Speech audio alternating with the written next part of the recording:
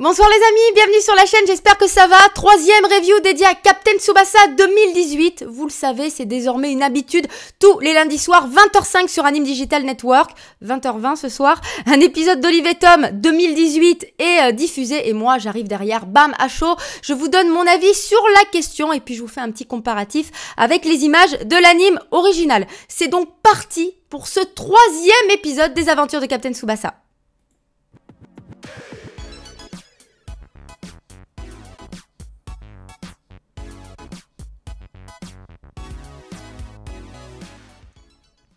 Et il s'en passe des choses dans ce troisième épisode, vous allez le voir, des trucs toujours aussi similaires en fait, hein. C'est toujours très fidèle. Il y a vraiment des scènes d'anthologie, des scènes cultes qu'on retrouve, mais c'est un petit peu remanié, toujours pareil. Et puis il y a quelques petites nouveautés disséminées par-ci par-là, vous allez le voir, hein, je vous ai pris quelques captures d'écran comme d'habitude pour illustrer mon propos. Souvenez-vous, dans l'épisode original, on découvrait eh bien Tsubasa, Olivier, hein, qui se réveillait, qui avait rêvé de foot toute la nuit, qui shootait dans sa couette, qu'il envoyait sur la tête de sa mère. Mais là, c'est exactement la même chose, sauf que, eh bien, dans l'original, souvenez-vous, il devait aller réveiller Roberto qui faisait des cauchemars. Souvenez-vous, il se souvient de ce match quand il joue au Brésil, hein, où il avait eu cet accident qui avait causé son décollement de la rétine et qui fait qu'il ne peut plus jouer au football. Là, tout ça, c'est mis de côté en fait. On n'a plus du tout l'histoire de Roberto qui est racontée de cette manière un petit peu touchante. On passe directement en fait au réveil d'Olivier, qui va donc eh bien, se retrouver face à sa maman, qui va lui dire voilà, t'as reçu une lettre de ton papa, voilà, il est ami avec Roberto, qu'Olive, hein, que Tsubasa connaît déjà depuis l'épisode précédent. Et c'est comme ça qu'il est introduit, en fait, avec un épisode de retard, en fait. C'est de la même manière, il entre dans la chambre d'Olivier, il lui dit, voilà, je suis l'ami de ton papa, je vais habiter chez toi, mais au lieu de lui dire, je vais t'entraîner, ça s'est fait à l'épisode précédent, mais là, il va simplement lui dire, voilà, on va être beaucoup plus proche que ce que tu pensais. Et ça fait bizarre parce qu'Olivier porte déjà sa tenue rouge, une tenue rouge assez identique à celle de la New Team, ça fait un petit peu bizarre, mais avec le thé de Tsubasa, c'est pas encore la tenue de la New Team, ni celle de la Newpie d'ailleurs, hein, puisque c'est celle qu'il portait au premier épisode en bleu. Et là, vous allez le voir, contrairement eh bien, à l'épisode original, on va se retrouver directement à l'entraînement. Il arrive à l'école, il est accueilli par toute la team, par Patty, etc. Il se souvient de quand il jouait au ballon. Non, il va se retrouver directement en fait en mode training sur le terrain. Et moi, j'ai trouvé ça cool parce que vous allez le voir dans cet épisode, dans cette version-là, on est beaucoup plus, en fait, sur la team, sur les relations entre les différents personnages, sur les différents membres de l'équipe, sur les conseils de Roberto. Il n'y a pas tout ce qui entourait, tout ce qui, qui habillait un petit peu le sujet principal, c'est-à-dire le pur football. Il n'y a pas Patty déjà, Patty c'est là, alors je ne sais plus quel est son nom en japonais, vous allez peut-être me le dire dans les commentaires, mais cette jeune fille qui est folle amoureuse d'Olivier, qui fait des simagrées parce qu'elle est jalouse de tout ce qui approche Olivier, elle n'existe pas pour l'instant dans la série. Je ne sais pas si elle arrivera plus tard, je préfère garder la surprise. Pour l'instant, elle n'est pas là. Et tout ça, ça n'existe pas. Il n'arrive pas à l'école comme un dieu, en étant acclamé par tout le monde.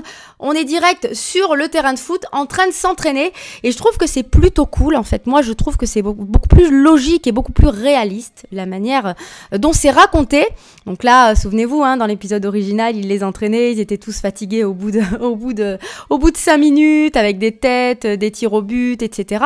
Et là, bam, on a l'équipe de la Naughty Boy qui arrive et qui va donc les défier. Sauf que bien évidemment, comme ça a été teasé par Roberto, que ce soit dans l'épisode original ou dans cet épisode-là, en fait c'est lui qui l'a organisé et c'est pour cela que la Nishigaoka, donc c'est le nom japonais de la Naughty Boy, arrive et les défis, ça se passe exactement comme dans l'épisode original, hein, vous le voyez, je vous ai pris des petites captures pour faire le comparo. Ils arrivent, ils ont la même tenue. Ils vont donc les défier et se moquer un petit peu d'eux en leur disant voilà, la dernière fois vous avez perdu 30-0 et là c'est pareil, hein, ils se foutent de leur gueule comme dans l'original, ils évoquent le 30-0. Olivier Tsubasa hallucine un petit peu et là effectivement il va falloir qu'ils fassent de leur mieux pour pouvoir les battre. Il y a beaucoup plus d'humour aussi que dans l'original, hein. On a vraiment des scènes, notamment avec Roberto et son penchant pour l'alcool. Il y a vraiment beaucoup, ça entoure beaucoup Roberto en fait, comme je le disais, les personnages, les membres de l'équipe, et ça tourne énormément autour de ses conseils. Il les prend à part, il va leur dire qu'il faut un maximum de fun, faut qu'il y ait vraiment un esprit d'équipe. Il dit à Olivier que tout le monde doit être ami avec le ballon, il donne des conseils à Bruce. J'utilise vraiment les noms français pour que vous puissiez vous y retrouver. Je sais qu'il y en a beaucoup qui ont des problèmes avec les noms japonais, et moi-même je suis beaucoup plus familière des noms français, hein. C'est vrai qu'on a tous regardé Olive et Tom à travers Youpi, l'école est finie ou le club Dorothée. Donc j'utilise vraiment les noms français de temps en temps. Je ponctue un peu de Tsubasa, etc., etc. Mais donc tout ça pour dire que on est vraiment dans la même configuration avec moins d'enrobage, en tout cas moins d'enrobage un petit peu superficiel. On sent plus vraiment la passion du foot et vraiment la construction d'une équipe. Et ça c'est quelque chose que j'ai vraiment vraiment apprécié. Donc là vous le voyez, après il y a le match qui va démarrer. C'est beaucoup mieux raconté, je trouve. Ça prend plus le temps en fait d'être présenté. On a la présentation des équipes, vous le voyez un peu comme dans les vrais matchs avec les cartes des joueurs. Donc ça j'ai trouvé que ça faisait très jeux vidéo, que c'était très sympa. C'est quelque chose que j'ai trouvé vraiment cool. Et puis voilà, on a le match qui se lance et l'action est vachement, tout en étant nerveuse en réalité, on a vraiment une manière de raconter le match qui est beaucoup plus réaliste, je trouve. On sent vraiment les difficultés de certains membres de l'équipe qui sont un petit peu moins véloces. On sent le ballon, mais ça reste en fait plus réaliste, quoi. Ça fait plus vrai, tout en restant beau, tout en restant nerveux. Regardez, on a vraiment des images qui sont classe. Les joueurs de la team adverse ont du mal à comprendre qui est Tsubasa, parce qu'il débarque à peine à la Nankatsu. D'ailleurs, c'est à peine dans cet épisode que son changement d'avis concernant l'équipe qu'il va intégrer est évoqué. C'est-à-dire que ça, c'était évoqué dès le départ dans l'anime original. Souvenez-vous, tout de suite, il changeait d'avis. Il n'allait pas à la Newpie, finalement, il n'allait pas à la San Francisco, alors que c'est là qu'il devait aller à l'origine. Il va à la Newpie. Là, c'est évoqué à peine dans cet épisode. Sa mère, le matin, elle lui dit « Ah, ça a été difficile de te faire changer d'école, t'as changé d'avis comme ça.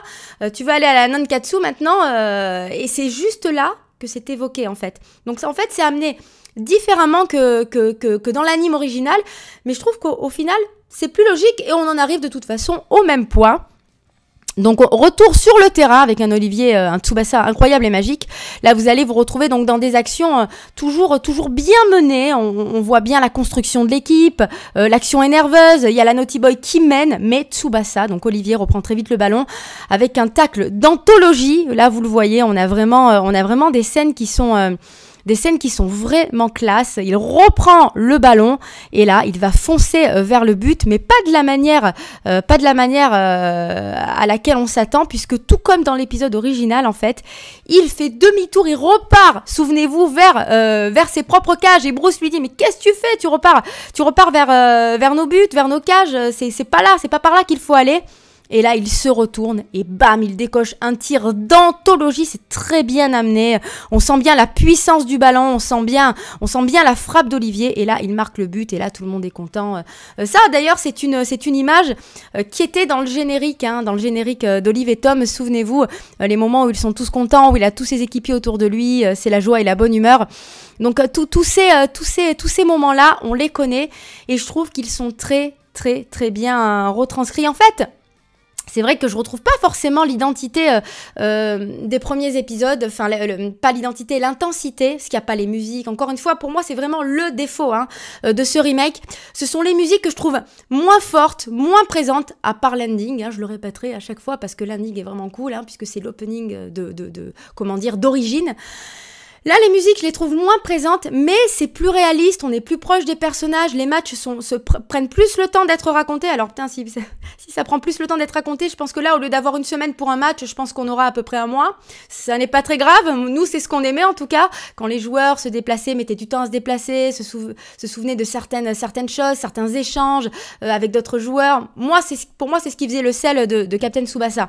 Mais là, voilà, c'est plus réaliste, ça prend plus le temps de se raconter, il n'y a pas tous les à côté, il n'y a pas les trucs un peu ridicules avec Patty. Moi, ça ne me dérange absolument pas. Au contraire, je trouve que c'est vraiment bien et qu'on est plus dans la construction d'une équipe, la construction d'une histoire, des conseils sur le football, sur les techniques, sur le fair play, sur l'esprit d'équipe. Ça, c'est quelque chose qui, pour moi, c'est perdu dans les dessins animés d'aujourd'hui. J'avais peur qu'on l'ait perdu ici et en fait, on le retrouve totalement. Et donc, on retrouve voilà vraiment cet esprit d'équipe avec, vous le voyez, hein, Thomas, qui regarde un petit peu de loin, hein, puisque tout comme dans l'épisode original, il passe au moment où il y a ce match improvisé, et là il voit, et là il se dit, waouh, ce Tsubasa Ozora, il est vraiment bon, j'ai vraiment hâte de l'affronter, là ils ont battu, ils ont gagné, ils sont ressortis vainqueurs, mais contre moi, ça sera pas la même chose, et je trouve que c'est, voilà, c'est bien raconté, en fait, ça fait vraiment rêver, en fait, ça fait rêver, quoi.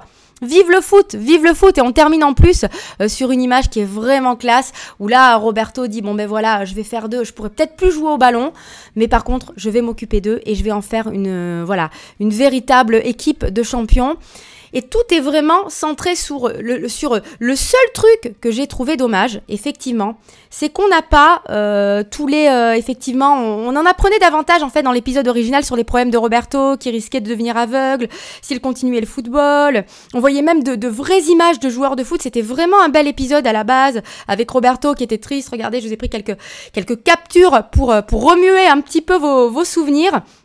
Et c'est vrai que ça manque un petit peu, ça. C'est dommage parce qu'on en apprend moins sur ce personnage, mais ça viendra peut-être en retard puisque, c'est ce que je vous ai dit, hein, on a vu des choses pas dans le même sens qui arrivent un petit peu après, notamment voilà, Roberto qui va habiter chez Tsubasa. Ça, dans l'épisode original, c'était dès le départ, dès le deuxième épisode. Donc là, ça arrive un petit peu en retard. Tout est mélangé en fait, mais on arrive au même point.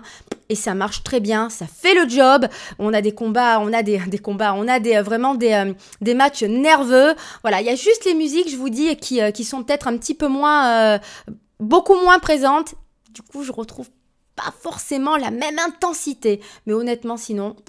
Génial. Pour l'instant, les 3 premiers épisodes, moi je suis ravie.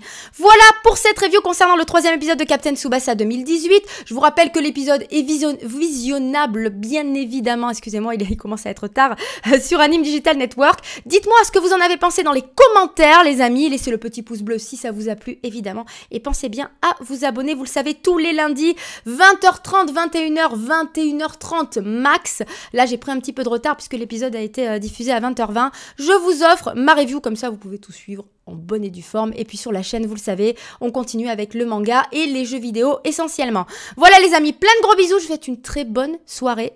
Et je vous dis à demain sur la chaîne pour de nouvelles aventures. Ciao et vive le foot. Parce que quand même, c'est important.